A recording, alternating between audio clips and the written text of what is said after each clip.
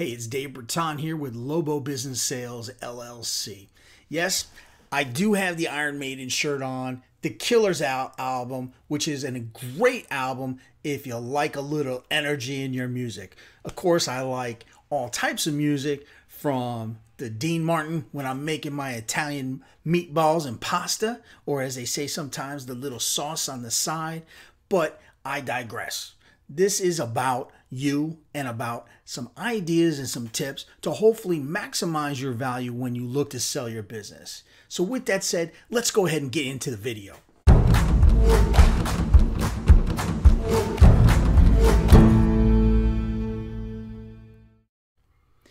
In this video, we want to cover 5 quick wait, let's try that again. Rewind.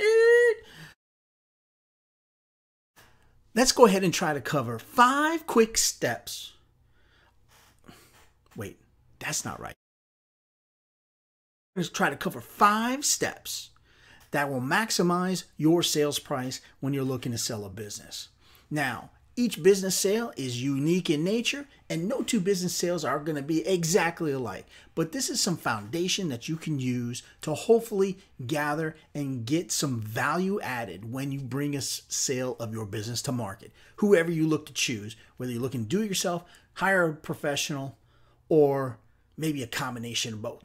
With that said, let's get started. Number 1, you need to know why you're looking to exit the business. This is going to have a dramatic impact of not only the type of buyer, but also the type of marketing and solicitation that you want to do for that sale of the business. Example, are you looking just to get out, leave everything as planned, and move it as quickly as possible? If that's the case, you might want to entertain different terms and conditions and able to open up the floodgates and make it a mass appeal for as many people as possible. Maybe your exit is more just to say, I don't want to work those 80 to 120 hours a week like a traditional entrepreneur when I'm doing that solo and I'm wearing all the hats. I just want to take a step back. Well, maybe you don't need to sell the entire business. Maybe you just need to sell some of the business, maybe a full exit of the equity, but still have some type of underlying position in that company, whether it be as maybe a step down from a CEO level, president level, to a CTO, COO, or maybe even just running a certain division, or even taking a full step back and saying, you know what, I just want to be a consultant and a call when I need and get a check every once in a while. There's a whole factor of issues of the reason for the sale. Other things that are not really applicable of the business itself, but still could be an underlying factor that you want to consider is business partnerships. Maybe there is a family type of event that you need to disengage from the business or relinquish ownership, divorce, heaven forbid, death, separation. There's a lot of different avenues that are outside of the scope of the business itself, but it does have a reasoning and an effect of that business. So that's number 1. Know what the reason is for the business. Actually, I left one out. Maybe it's the selling to the sunset. Whatever the case is, know why you're looking to sell the business. Number 2, nobody that has any type of mental capacity, even if there's 3 or 4 brain cells that are flying around up top, are going to buy a business that they don't know what the finances is of that business. You must, and I clearly underline this, you must know your financials of that business forward and backwards. Long gone are the days where somebody is going to write you a check for the opportunity or what's the other word I'm looking for? Help me out. Put it in the comments below. What is that? I can't think of it. The ability, the opportunity,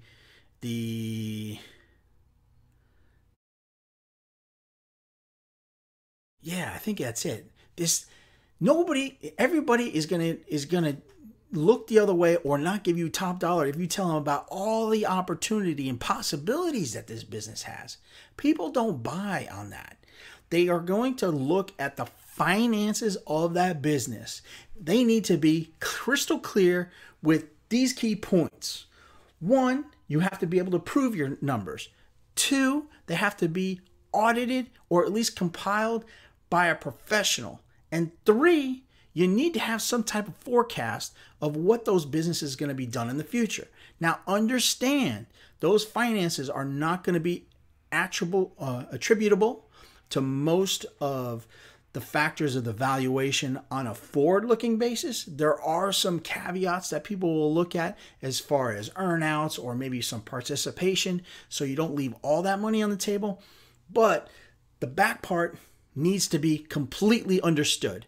This is from a buyer's point of view. They need to know what those financials are, and you need to be able to completely and clearly articulate what they are.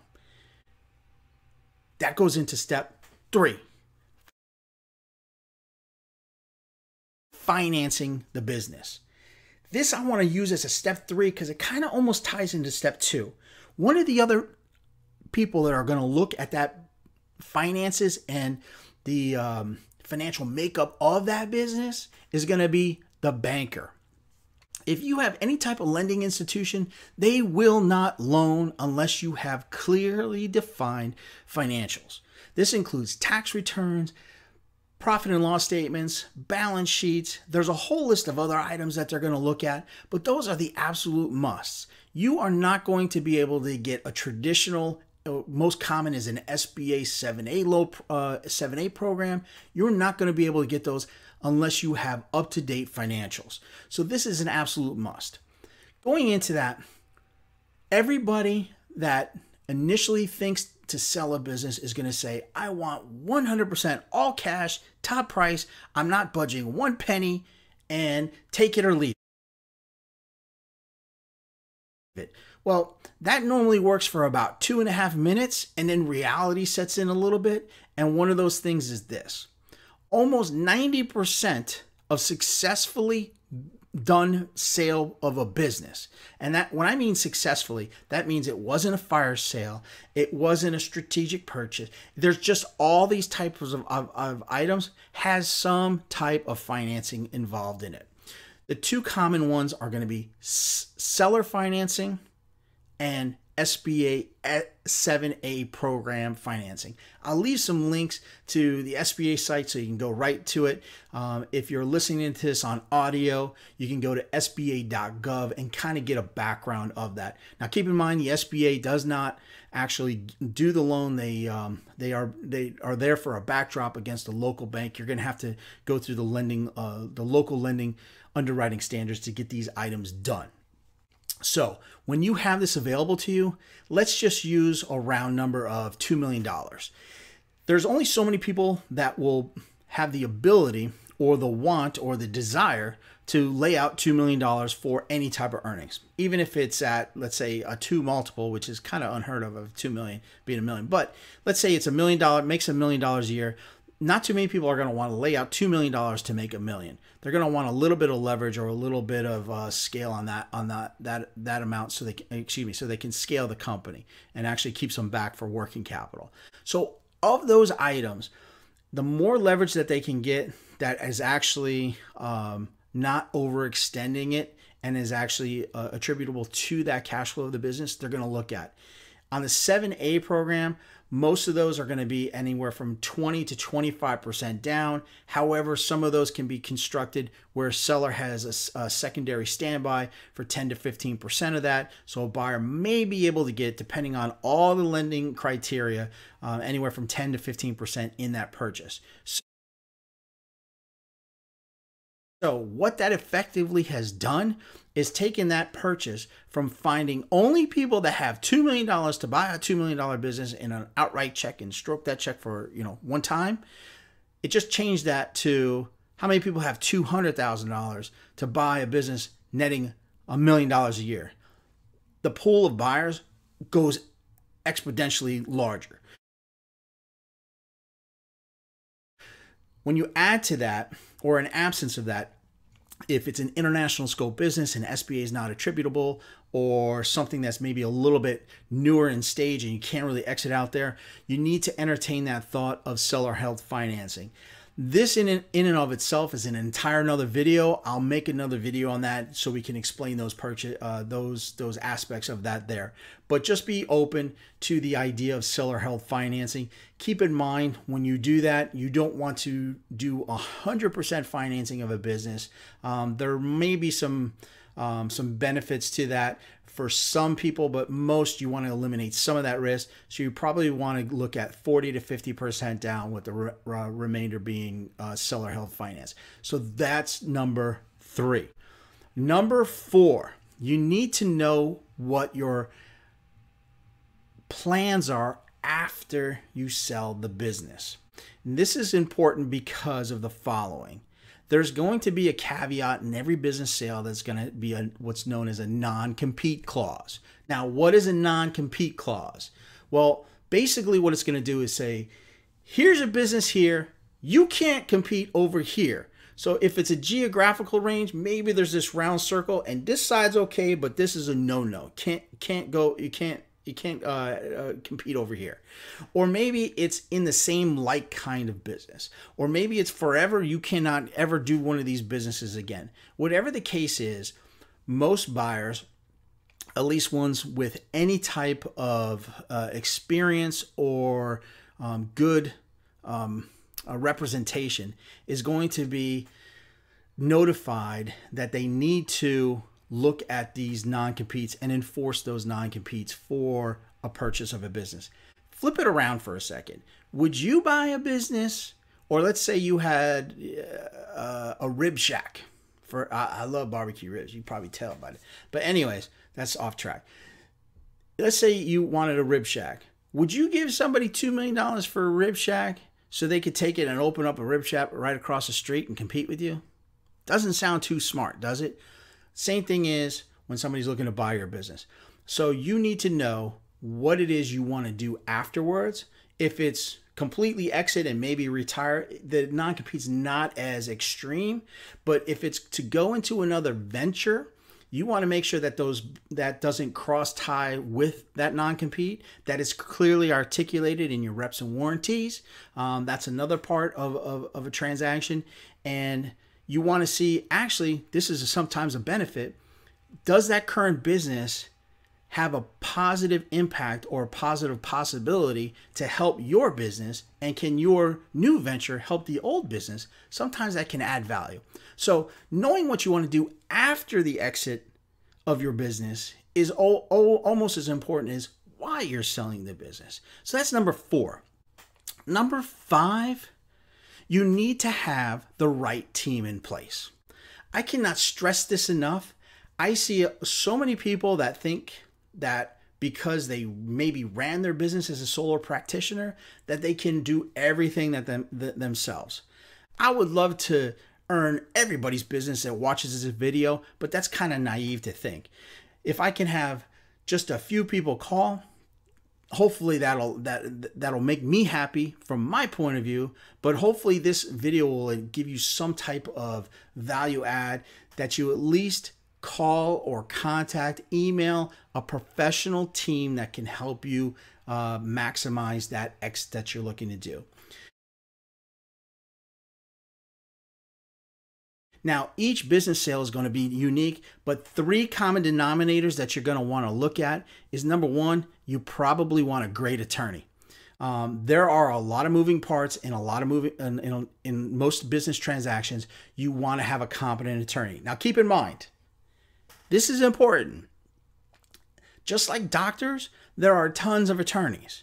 All right, just because there's an attorney, it might not be an attorney that practices in business law or business transfers. So you want to have one that is experienced in business laws, knows something like this, something like this, and something like this.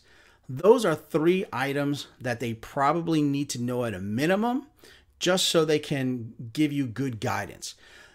Second one that you probably want to look at is you want to have a good accountant or CPA. The reason being is when you're compiling a lot of these financials on a higher end, some of these actually have to be fully audited.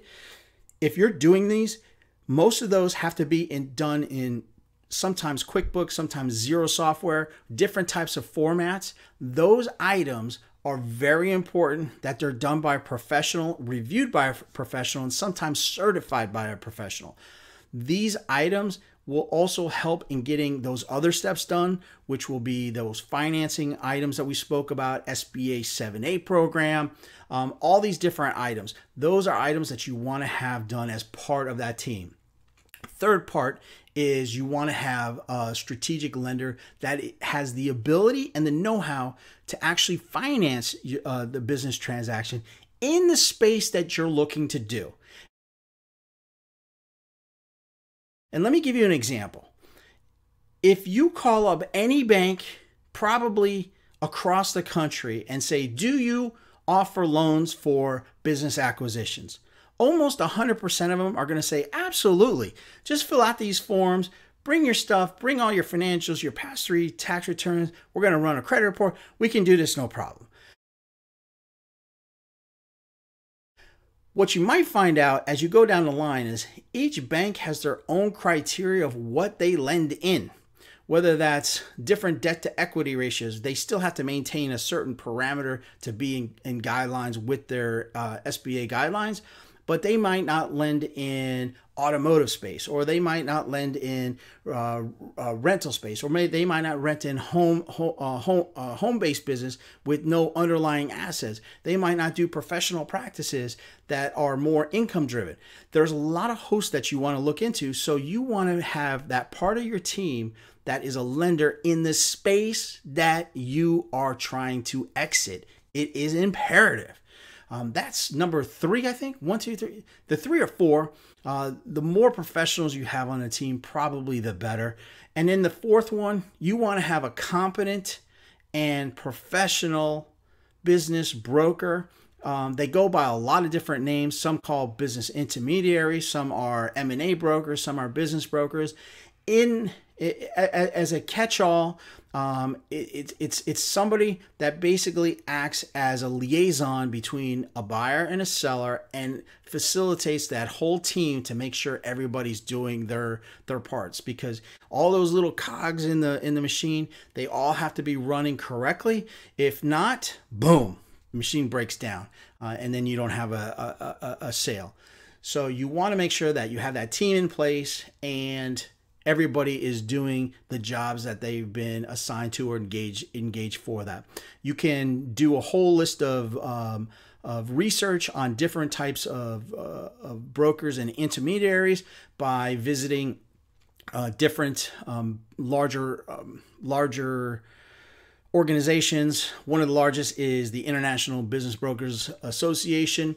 They have a list of intermediaries that they have in their membership. They also have different designations, whether it's a certified business intermediary. There's also a merger level. There's all different types of levels that will help. Also, you want to see if somebody has the experience for your particular type of business. Just like when you go to a doctor can be a doctor of mental health. One might be a cardiologist, another one might be a brain surgeon, another one might be a foot doctor. All have their spaces in the realm of medical practice, but each one concentrates on their different forte. You want to actually look at that, make sure that you're working with the team that can get you to the end result that you want to get to. Anyways, that is some tips and some ideas that hopefully will give you a little bit of guidance on exiting a business and hopefully selling for top dollar. This is Dave Britton with Lobo Business Sales, LLC. I'm taking it easy today, so no suit and tie. I'm going to go listen to some rock and roll and get to work back on Monday. Till then, see you later.